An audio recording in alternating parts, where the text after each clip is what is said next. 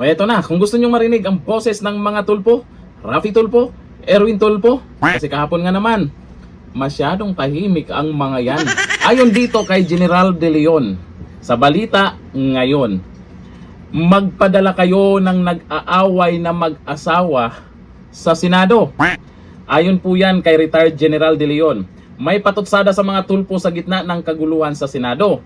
Sa gitna ng umiinit na tensyon at biglaang pagbabago ng liderato sa Senado, umani ng reaksyon online ang social media post ni retired General De Leon na may pahaging sa magkapatid na senador na sina Rafi Tulpo at Erwin Tulpo. Si Senator Rafi Tulpo kahapon, maraming nakapansin dyan sa Senado, ay parang nilalamig tapos may paubo-ubo nung nagbutuhan na. Sa kanyang social media post, pabirong banat ni De Leon, ang sabi, gusto nyo marinig ang boses ng mga tulpo? Magpadala kayo ng nag-aaway na mag-asawa sa Senado. Lumabas ang nasabing pahayag kasunod ng magulong eksena sa Senado kung saan nauwi sa biglaang pagpapalit ng liderato ang tensyon sa loob ng mataas na kapulungan. Matatanda ang napatalsik bilang Senate President si Tito Soto matapos manaig si Senator Alan Peter Cayetano at Liz Abogado sa botohan sa tulong ng 13 senador. Kasabay nito ay ang kontrobersyang hinggil sa umano'y ICC warrant laban kay Senator Ronald Bato de la Rosa na naging sentro rin ng kaguluhan matapos kumalat ang mga ulat tungkol sa umano'y tangkang pag-aresto sa senador sa loob mismo ng Senado ng mga ahente ng NBI. At nakita po natin dyan, pinanood po live dyan sa Senado ang CCTV footage na kung saan may nangyaring hapulan. Nadapa pa nga si Senator Bato de la Rosa sa hagdanan, may sugat pa siya. Napansin po ng karamihan kasi ang daming ganap kahapon sa Senado. Itong magkapatid na tulpo, dalawa pa sila ha. Masyadong tahimik Andun lang sa tabi, nagaganyan-ganyan, parang pasang sisiw Nauna na rin naging usap-usapan online ang tila pananahimik umano ni Senator Rafi Tulpo sa gitna ng kaguluhan sa Senado. Bagay na sinabayan pa ng birong reaksyon ni dating COMELEC COA Commissioner Atty. Rowena Guanzon. Ito din sabi ni Atty. Rowena Guanzon. Tahimik ni Idol. Pang-away mag-asawa lang talaga. Tingnan nyo naman, pareho sila ng sinasabi. At yan din yung karamihan na nagkukomento na pag-away asawa, ay mabilis daw si Rafi Tulpo niyan. In action talaga.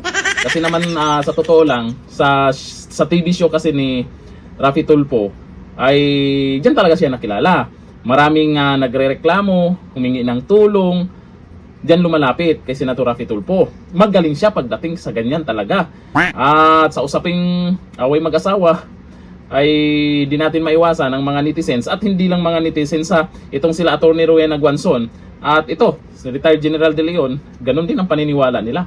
Kung gusto nyong mag-ingay o marinig ang boses ng tulpo, alam nyo na, pagdala kayo ng mag-asawang nag-aaway ba?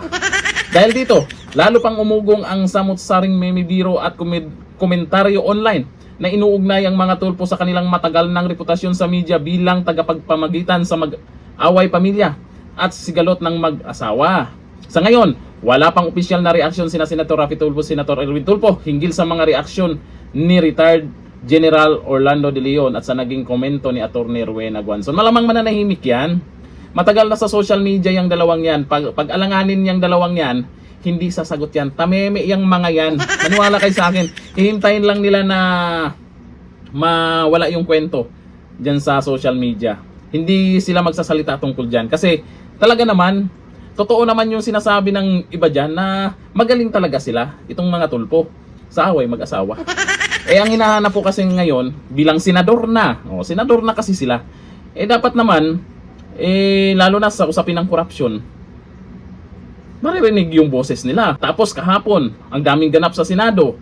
Inaasahan po natin na itong si Senator Rafi Tulpo na may sasabihin dyan, may mga suggestion at kung ano pa yung mga dapat gawin kasi matapang at maraming alam yan. Ang gusto pa nga ng mga tulponatics gawing presidente yan.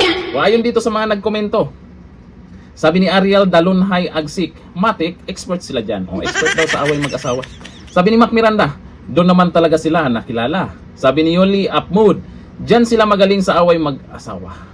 Halos lahat ng ganyang komento. Sabi ni Tassi Consolacion, matapang yan sa mga away mag-asawa, away sa Senado, flood control, tahimik sila. Sabi ni Thomas Isabel, pang marites lang. Pang marites lang daw. Malay nyo, pag malapit na ang eleksyon, maririnig na naman yung mga boses nila. Sa ngayon, tameme muna. Hanggang dito lang, thank you. Bye-bye.